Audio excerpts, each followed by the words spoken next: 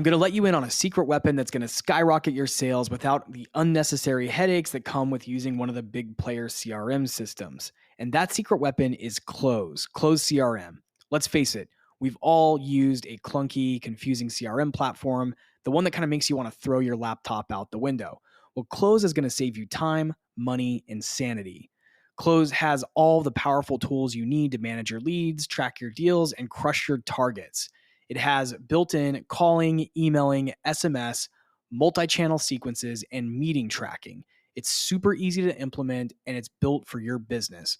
You can stop screwing around with CRMs that aren't built for you and start selling and managing your customers today. Use the link in the show notes and enter the promo code SSP15. That's SSP15 for 15% off your first 3 months. Go check them out. All right, everybody, it's my pleasure to introduce my guest today, Dave Breshears. Dave, who's based in Austin, Texas, is the Chief Revenue Mechanic for Silicon Hills Revenue Lab. He's also the Chief Evangelist of OutreachPros. And we get more into his background during the conversation, but he talks about his time at companies like EdgeCase, Outreach, and Sapper, and how during his time there, he dug really deep into what does and doesn't work with sequences. We talk about what's missing in the modern outbound approach, and he shares a lot of actionable ways that you can rethink how you're creating your sequences today to get more meetings and ultimately sell more deals. We talk about his upcoming book, and he shares just a lot of really great insight into the art of prospecting as well as the science behind it. So without further ado, welcome Dave.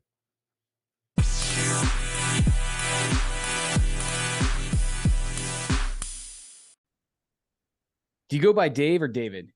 I'm agnostic, but everybody eventually winds up calling me Dave. Dave. All right. That's what I'm going to call you too. Dave, really glad to have you on the show. I'm super glad we got connected. It was a mutual connection of ours, Kenny Madden, who tagged me in a post and said I should get you on the show. So shout out to Kenny. He's one of the OGs and one of the best in like the prospecting business. So that when a recommendation comes from Kenny, you know, you got to have that person on your pod. That's fantastic. Thank you, Kenny. So tell us a little bit about yourself. Maybe start with your background. How did you get into tech sales and business development? Absolutely. So I actually came to this whole thing pretty late. I didn't have my first SDR job until just before my 41st birthday. Wow. So I spent the first 20 or so years of my professional career as an aspiring academic. I was going to be a communication studies professor, taught public speaking and argumentation, and coached the debate team at the University of Texas and Houston Tillotson University here in Austin for about, 10, 12 years. And then I had a kid. And when I had a kid, I figured out, holy shit, do I not want to be a college professor? Suddenly money became something of more interest to me, which I really hadn't given a shit about up until that point in my life. And so a buddy of mine who's a recruiter said, you know what, you're kind of built for sales. It's a communication activity. Everything you did in debate was basically objection handling and putting together value propositions and being persuasive. And I was like, all right, fuck it, I'll give it a try. And so I did. And I started as an SDR at a company called Invoto, got promoted to AE about, 4 or 5 months into the gig, and then spent the next 10 years as an enterprise account executive, working at a few venture-backed startups and eventually landing at a company called Outreach. You may have heard of it.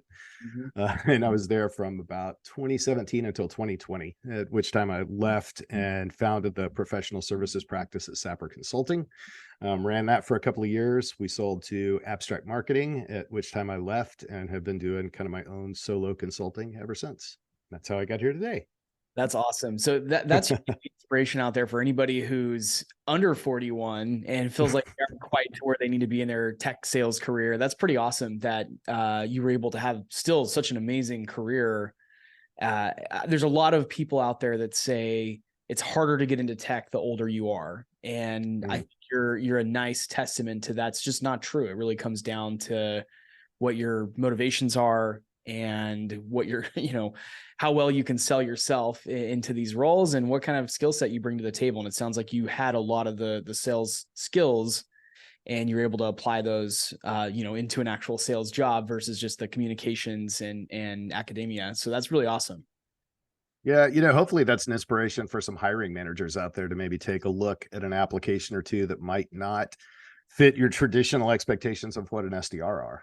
Some of the SDRs that I've worked with that have been most successful have been those folks that have transitioned from something else. A lot of folks who have been teachers, a lot of folks who have been in the service industry and come over later in life. And what they all genuinely have in common is a natural curiosity and a willingness to meet people. They're folks who are kind of, if not naturally outgoing, they're able to make themselves outgoing when they need to be and can just have a natural human conversation. Yeah, I totally agree with that. The best reps have more more substance to them. They have more life experience underneath their belt a lot of times before they get into a role, even just a BDR role, right? Because then they can sort of talk shop a little bit better with prospects, at least talk life, right? And that's an important part of selling, is building authenticity and, being a consultant and someone who people can bounce ideas off of. So I totally agree with that. And I like the player, I like the invite to hiring managers out there to look beyond just the new college grad. Don't stop hiring those people, but also give a couple people that have some life experience a shot as well. Well, it makes for an interesting team too, right? Because if you can get some of those folks who bring a slightly different perspective, and this is true of not just age, variance, but, folks with different racial backgrounds, folks from different regions. There are lots of reasons why you would want to diversify your sales development teams. We can tend to become very homogenous in how we think. And when you're talking about something like going to market and talking to lots of diverse customers, it's probably a good idea to have some diverse voices in the mix and some diverse ideas about how best to do that. Yeah. Tell us a little bit about, you've been at mostly early companies, it seems. So I know when you joined Outreach, they were pretty early on.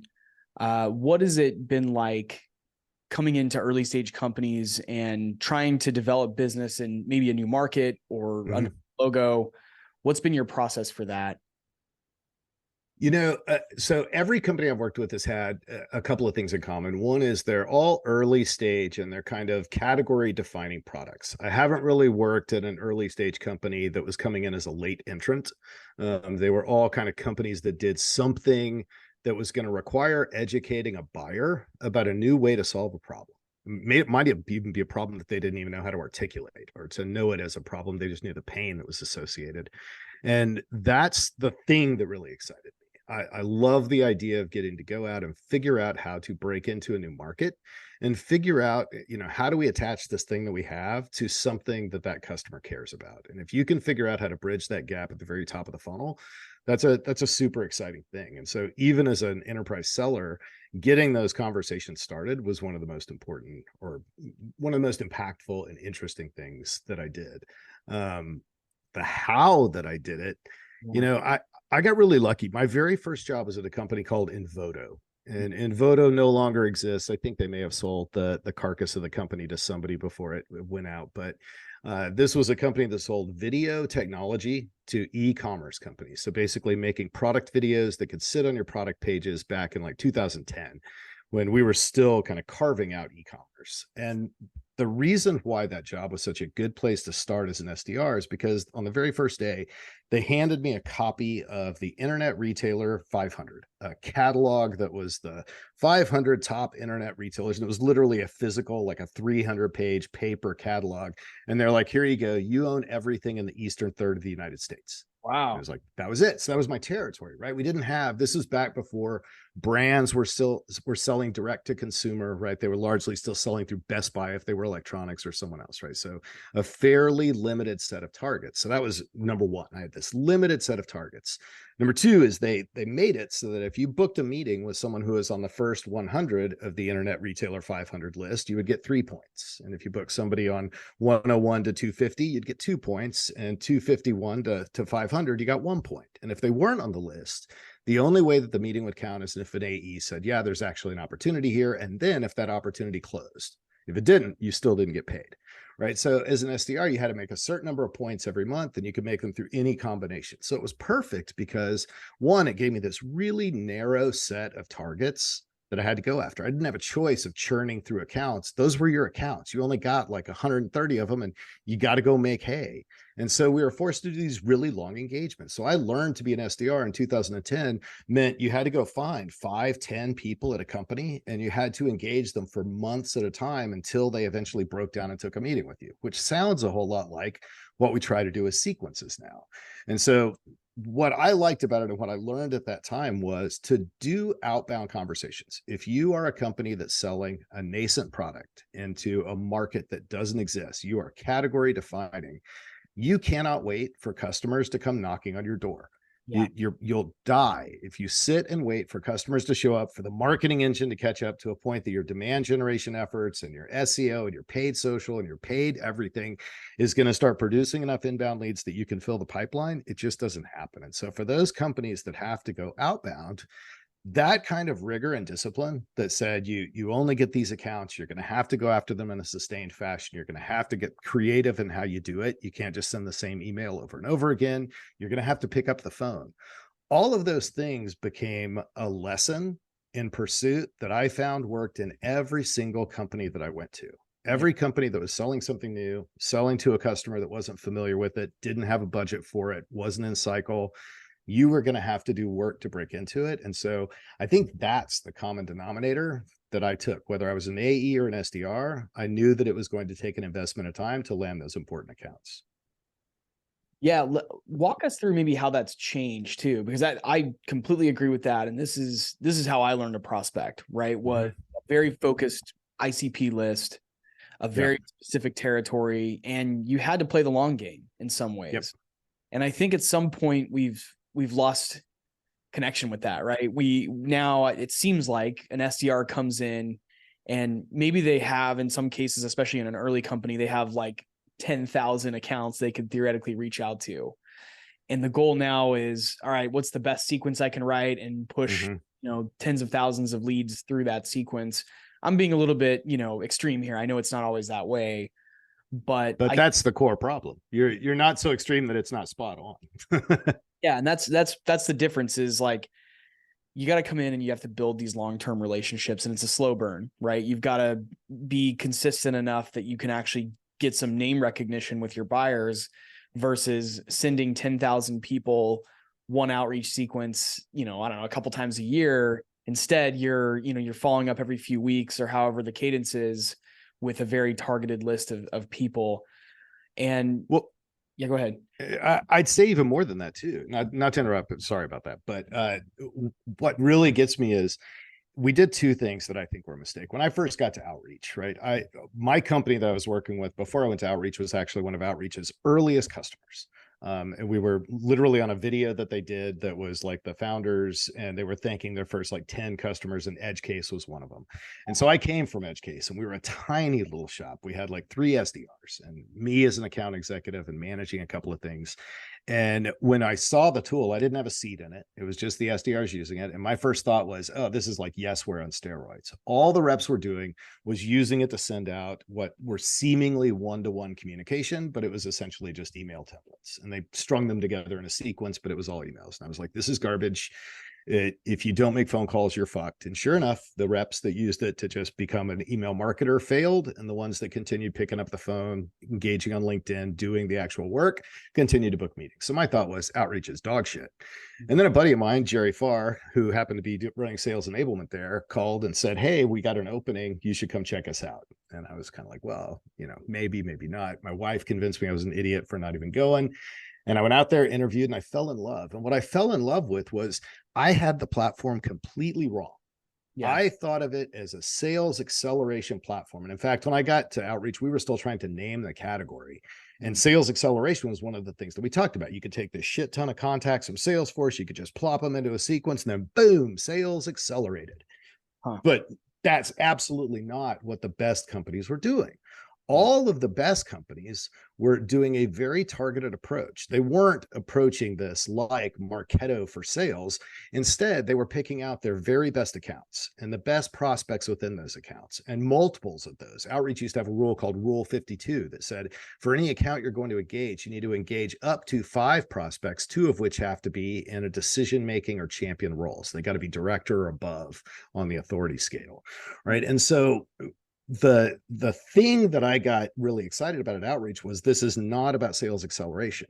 What frustrated me as a seller of Outreach is that that's how many customers chose to use it. And Apollo and Groove and Sales Loft, And all of us were ultimately vulnerable. It's nothing designed into the tools themselves, but they were put into the hands of people who thought the job was to be a marketer, and worse, to be an email marketer, which is the worst kind of marketer.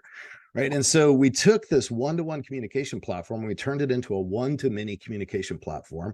We stopped doing things like engaging on LinkedIn, learning about the company, learning about the prospect, making phone calls, doing voicemails, engaging over time to earn attention. The reason why sequences work is because it took more than 10 touches to get somebody to pick up the phone one time. And if you only make 1 to 2 phone calls, you're terminally fucked. You will not succeed.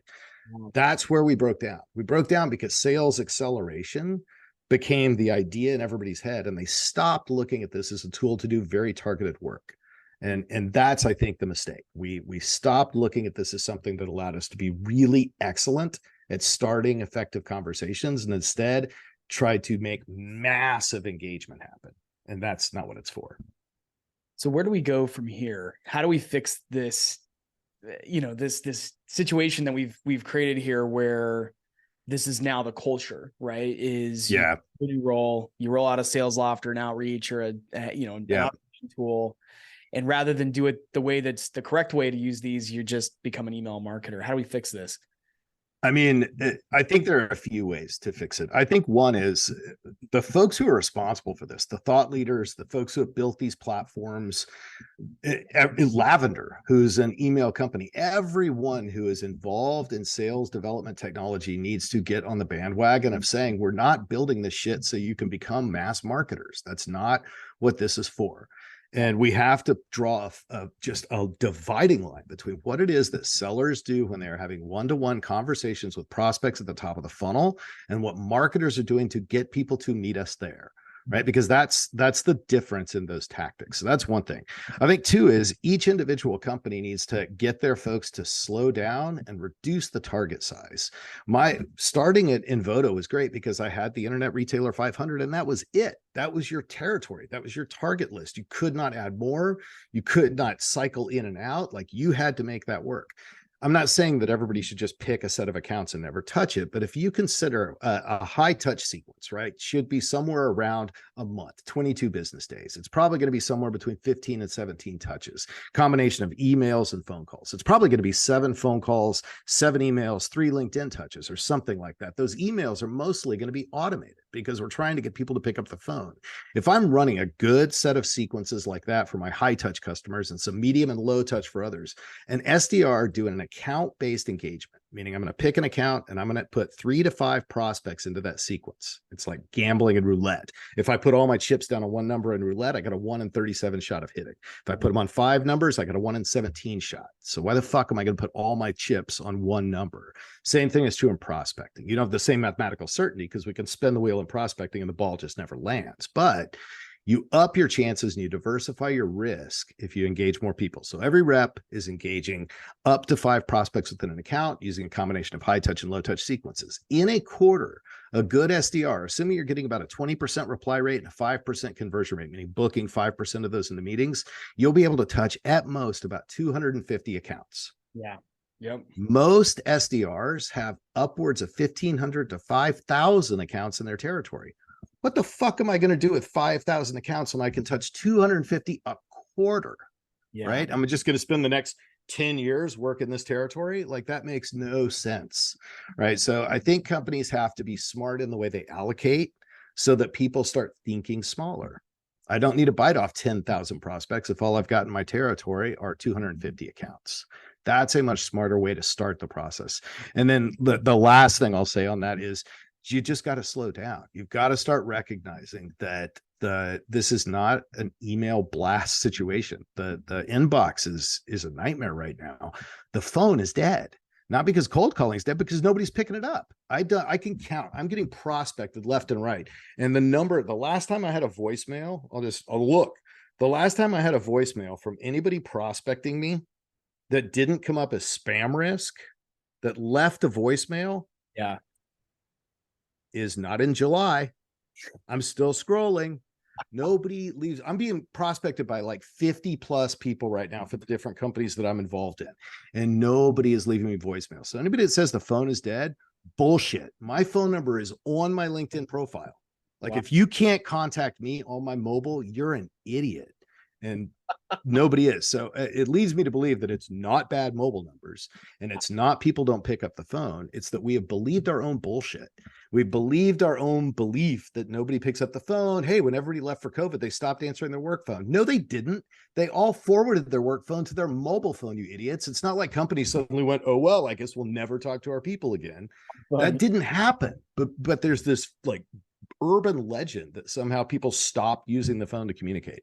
That's not true. And the data bears it out, right? Connection rates have not dropped off precipitously. And the companies that continue to use multi-touch, multi-channel sequences continue to book meetings, and a disproportionate number continue to book on the phone call touches.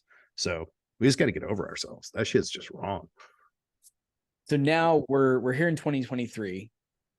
Cold calling's not dead. There seems to be kind of a misfire in approach, and certainly there's reps that are not being coached on things like the importance of leaving a voicemail and the importance of having a really good one-to-one communication with a buyer versus this, one-to-many, one-to-thousands. I'd never actually thought about the math. I love that you've broken down the math of like, if you have 5,000 leads in your name in Salesforce and you can only work, 200, 250 a quarter, then are you supposed to spend the next 10 years just slowly working down that list? And why are we doing that? Why are we handing off? Like, why don't we prioritize and just give people the chunk that they can consume? Hell, if it's 250 a quarter, why are we not assigning 100 a month? Yeah. Right. Why? And then if anybody else comes in, you can cycle them up, because we need to balance out and make sure everybody gets a fair pipe. This makes no sense to me. Yeah. What comes to mind to me too, it's something I read in a book, The Ultimate Sales Machine. Great book. I think, and he talks about how in any given moment, there's only a very small, I don't know what the percentage is off the top of my head, but there's a very small percentage of people that are actually. Yeah, like 6 to 10%, somewhere in that. And so we're reaching out to, theoretically hundreds or thousands of people that may not even care right now and may not care for another year and a half what we're even on. So then there's that. Right now, but you said it, it's right now or it's a year and a half. The mistake is that I think we make two mistakes. And this goes back to cold calling. One of the mistakes we make is that reps will make one or two calls on a prospect and then decide, since they didn't answer those one or two calls, that they're not going to answer the phone, and they stop making the calls. We've seen this, and I've been working with clients who use Outreach or SalesLoft or other sales engagement platforms now for 6 years. And there is traditionally and continually this curve. It's a bell-shaped curve that demonstrates we get more responses after about the 5th to 7th touch in a sequence. They continue to climb to the middle portion of the sequence before dropping down, reaching a point of diminishing returns at the end, right? And we at Outreach, we used to run sequences like 45 and 60 days. And we very quickly figured out that point of diminishing returns is well before that. 30 days, a month-long engagement tends to be about the sweet spot that you can afford to invest in before you need to switch to someone else. Reps are stopping their engagements after the first week or into the second week. They're making 2 touches when we know that the bulk of conversion is happening on the 4th, 5th, 6th, and 7th phone calls. They're not getting anywhere remotely close to that. So that's one mistake. We're making calls, but when we do them, we're not doing them in the sustained fashion that are why sequences work. Right? It's persistence. It's that continuing to communicate. And remember, it's not banging them over the head with the same thing over and over again. A sequence tells a story. It lets you, over a number of touch points, learn something about the prospect, tell them something about you, demonstrate your understanding of their world. And so if you're not doing that over time, then you're obviously not doing a good job. But that I think is one of the reasons why cold calling has failed, is we just aren't making the dials. And then I had something else to say, but I've already lost it. So I wanted to share a tool that I started using recently. And if you're doing any prospecting or lead sourcing from LinkedIn, it's definitely worth checking out. The tool is called Surf, and it's spelled SURFE. It's a Chrome extension that allows you to add contacts to your CRM directly from LinkedIn. I use it to add contacts quickly, follow my deals, keep track of my notes, and it's actually saved me a bunch of time. The data is always 100% accurate because I don't have to copy and paste each detail from each contact over to my CRM. Instead, Surf does it all for me automatically with just one click. Now, the folks over at Surf have been kind enough to put together a promo offer for fans of SSP. You can go to the link in the show notes and use the promo code JWSURF with an E 5 for a 5% discount on your first year. Check out the link in the show notes and go check them out. Well, I wanted to ask you about AI. Now that we're in a scenario where in the next 6 months, let's say, or next year, I think we're going to start to hear a lot more about generative AI and those kind of things. How are you working with your clients right now? And, you know, of course, reps, how can reps think about this wave of automation that's coming into the game, and how can they still keep their humanity and maintain some of those old principles? And I don't even want to call them old. They're just timeless principles of building a connection with your buyer and helping them solve problems versus trying to spam marketers. I mean, look, at the end of the day, I think AI will eventually be an amazing tool that augments a lot of what we do. I'm an advisor on 2 companies that are AI companies right now. And so I've seen some of the amazing things that this technology could do. I also know how far away it is from actually being able to deliver truly reliable next step advice in most cases. Look, the data sets that we're working with are incredibly incomplete. The practices that AI is looking at to determine what best looks like are incredibly all over the place, right? So I think it's going to get a minute to train up on what good looks like within each one of the varied verticals. I think that a lot of the work being done right now is fairly undifferentiated in what our target markets look like. And so I think for a while, reps need to be very cognizant of AI is going to be there to help you, but it's largely going to deliver you a product that still requires you to stress test, to, you know, make sure that it accords with your reality, make sure it doesn't sound like everything else. I think the second thing that's going to happen is, for a long time, AI is going to drive a lot of homogeneity in messaging, right? Because you're going to plug into a Lavender or a Reggie or any of these other platforms that's going to have encoded what good looks like. And so anybody who goes in with a certain market segment, certain vertical, certain set of buyers, you're going to get a very similar output. The messaging is going to sound very similar, which means all of those emails are going to be more effective than today's current emails, but they're going to be competing with other emails that now sound identical to them, right? So there's going to be a tremendous amount of homogeneity in the communication and messaging by email. That's totally fucking cool. You know why? Because email isn't what sellers do. We are not email marketers. All email, I cannot say this loudly or slowly enough, all email is designed to do is get a phone call answered. Period. Period. If you want to be a seller, you talk, you don't write. Nobody has sold shit by writing a really effective email. That's never, ever happened, right? You got to get on the phone, and you got to get comfortable talking to people, and you got to get used to awkward silences, and you got to get used to comfortable with people that don't like you, and you've got to work through that shit, and you've got to be resilient, and all those things that make you a successful seller beyond the top of the funnel. You learn those lessons by getting on the phone as an SDR. And that's, by the way, where your true talent lies. Your ability to deliver your message in a personal conversation. There is the most personal email in the world is less personal than the least personal phone call that ever happened, right? Phone is by definition more personal than email. It is a voice connected to another voice, right? It allows you synchronous communication. It's easier to overcome an objection. It's harder to say no to someone when they ask you a question on the phone than it is via email. Why would we want to have email be the place where we try to do our selling? So I think ultimately AI is going to make it impossible for folks to stand out in the inbox, and it's going to force sellers to refocus their attention on the places that they can stand out. That means LinkedIn. And I don't mean fucking sending out LinkedIn no pitch slapping. All LinkedIn is for is to demonstrate your credibility and understanding and your connections and being able to like and comment and differentiate yourself as a human being approaching that person. Never, ever, ever pitch. If they say, I need this product, does anybody sell it? That is the only time when you're invited on LinkedIn to say, yes, I would like to pitch you something. If they don't literally raise their hand and say that, stop. Just use that channel to be Dave, the guy that they want to talk to, because Dave keeps showing up and contributing. And so eventually one of those emails is going to trigger one of my phone calls to get answered. But it's the phone call that I want to do the selling. So a lot of my listeners, they reach out and ask, you know, how can I be prepared for the coming year, let's call it, or the next 18 months? And a lot of my listeners are SDRs. Some of them are reps. And maybe we focus a little bit on the prospectors, the business developers out there. What kind of changes are you anticipating here in the next year and a half in the industry? I've had a couple of guests on the show say, if you're in an SDR seat, time to figure out how to get to a closer role or something else. What's your take on the evolution of the industry here in the next year and a half? I I think there's going to be a couple of interesting things. I think that we're going to get a lot better. The thing that encourages me the most about the new technology that's being developed is around intent signals. I think the hard part about what we do as sales developers right now is exactly what you said.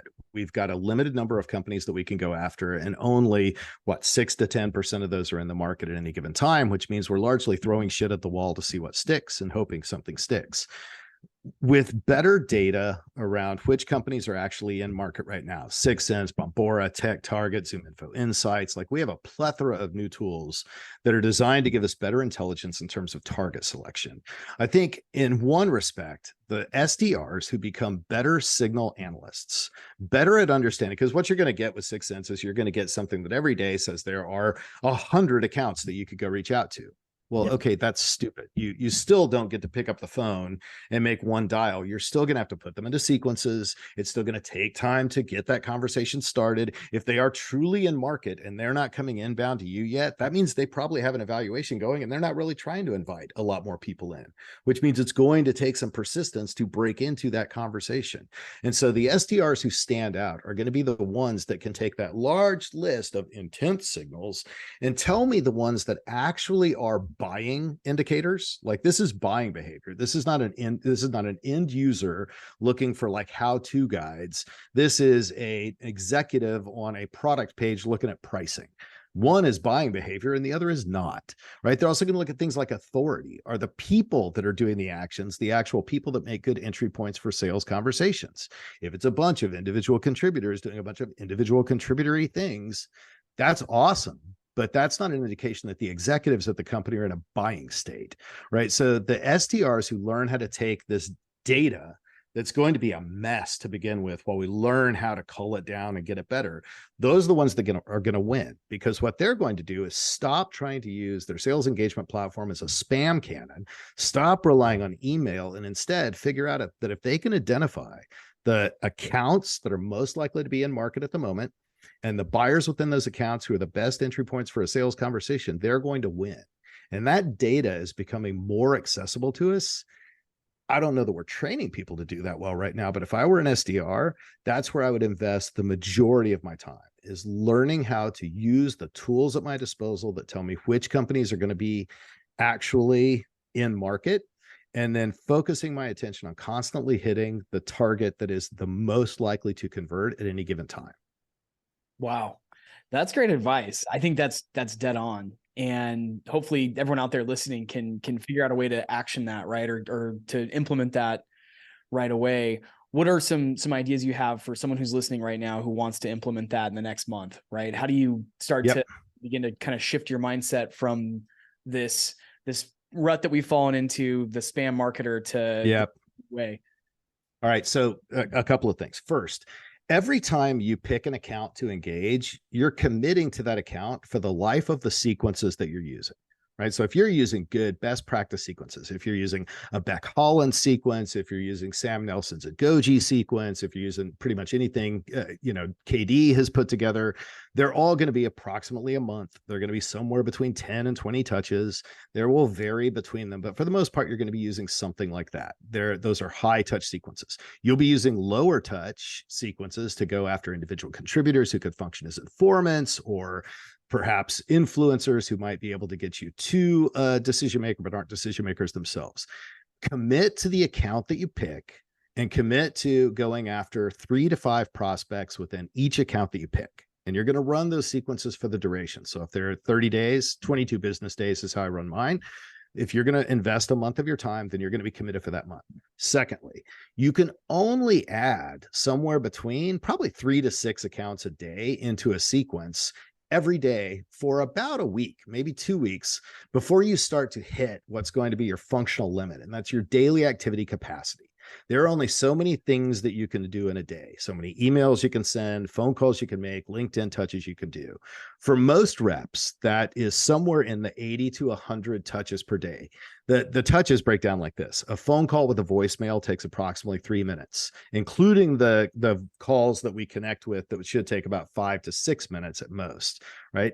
LinkedIn touches take somewhere between 1 to 3 minutes. We're usually just engaging. We're not sending in mails. We're not doing other things. We're trying to find a post, something that's relevant, to comment on it, like it, share it, do something to just engage with that prospect. And emails, if we're doing templated emails correctly, should take no more than 3 minutes to personalize. That means every one of our touches in our sequence, every manual touch point should be approximately 3 minutes. That means 20 an hour. If you work 4 hours of your day just doing sequence task execution, that's 80 touches a day. Right. Wow. So the next thing that I would do is figure out my capacity limit. And I would make sure I never put more people into sequence than I can execute the associated tasks in a timely manner. Because why do sequences work? Right? There's a stacking effect. The preceding touches increase the likelihood of a subsequent touch getting answered, which means if there's a great distance between your touches, you lose the stacking effect and the sequence stop working. It's like just making a phone call out of the blue instead of making a phone call that's being leveraged based on the LinkedIn touch that you did the day before and the email that you sent out just prior. Right. So knowing that you've got a limited number of customers that you can engage, limited number of accounts, I'd start by every day saying, okay, I'm going to pick a handful of accounts and I'm going to pick 3 to 5 prospects per account. When you have that limit, now when you go to your tools to look at what does 6 Sense say are my best accounts, you have a much different filter.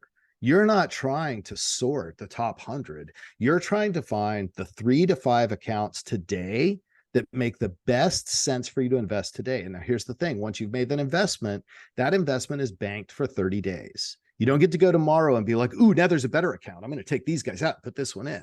Because if you do that, you're constantly going to be chasing the shiny object and you're fucked because you're never going to let those sequences do the work that they need. You're going to be chasing a signal that's going to be variant on a daily basis. And so once you make that decision, it's in stone. For 30 days, you're going to run that sequence through. Now, you may decide, depending on the responses that you get, whether you go after other people in that account, where you continue pursuing it after 30 days, or whether you cycle to something else. But I would start with that limitation. Instead of me looking at my entire list of target accounts, I would say I've got this very narrow set of things that I can do today. 3 to 5 accounts, 3 to 5 prospects per account.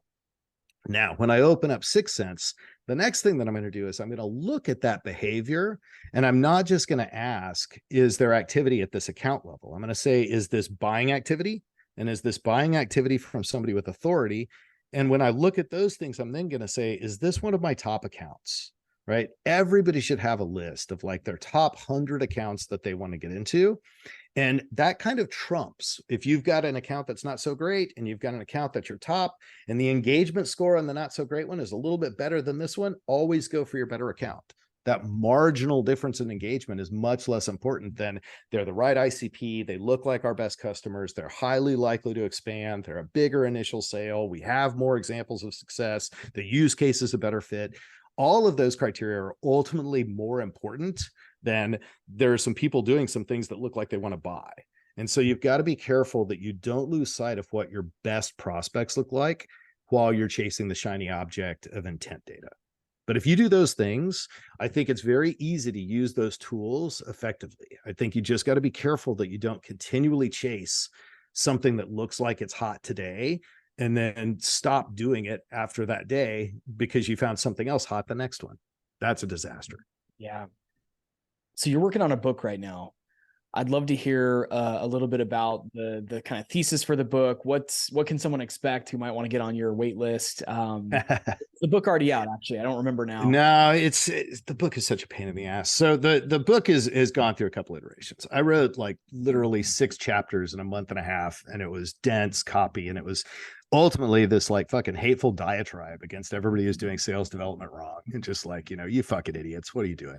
And that wasn't what I wanted to write. That was not the purpose of the book. I would read that though. It was kind of sweet. I mean, I'm not gonna lie, some of the people that I shared it out to for advance were like, this is awesome, but totally not what you should publish.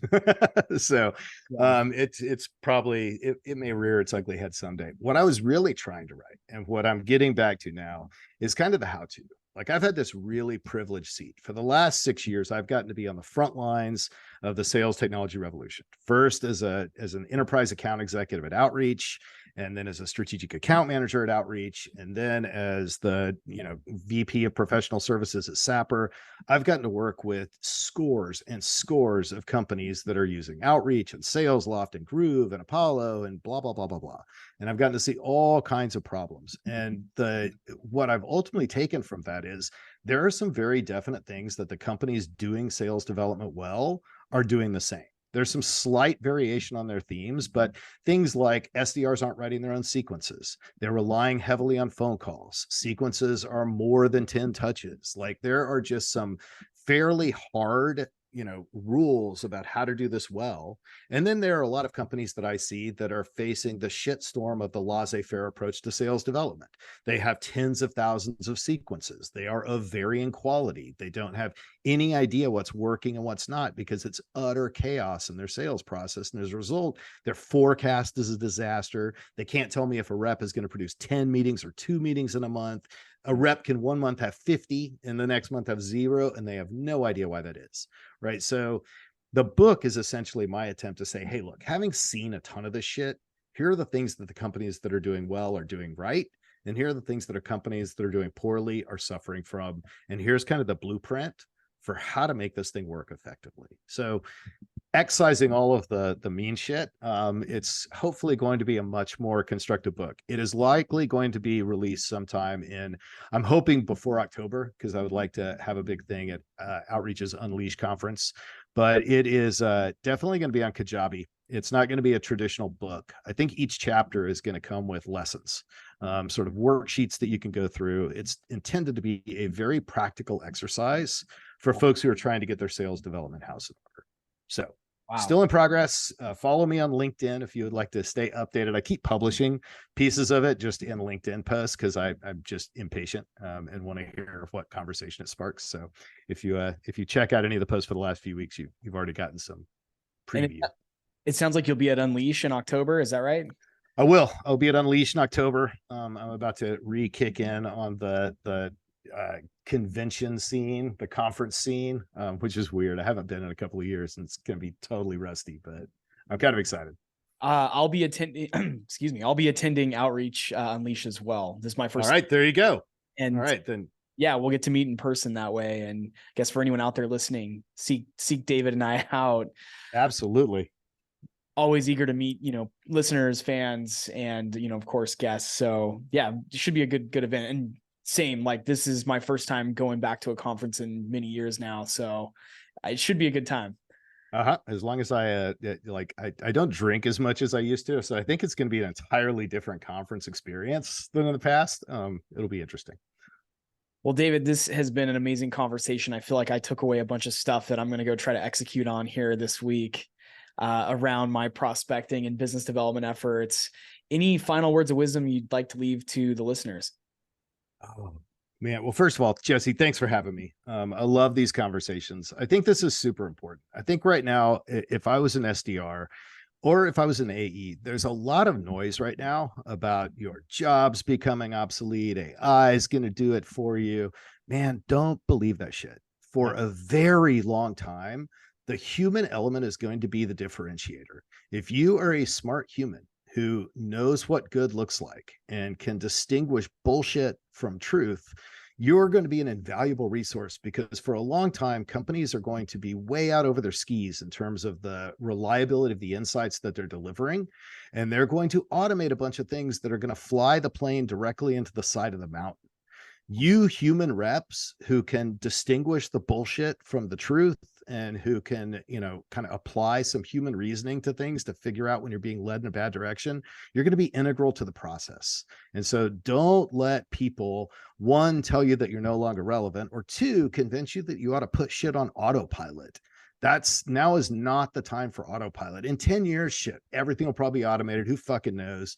But for right now, y'all frontline reps that they're trying to get rid of are going to be the thing that either makes this fly or fall. And so you're more important than you ever have been, and don't let people tell you otherwise.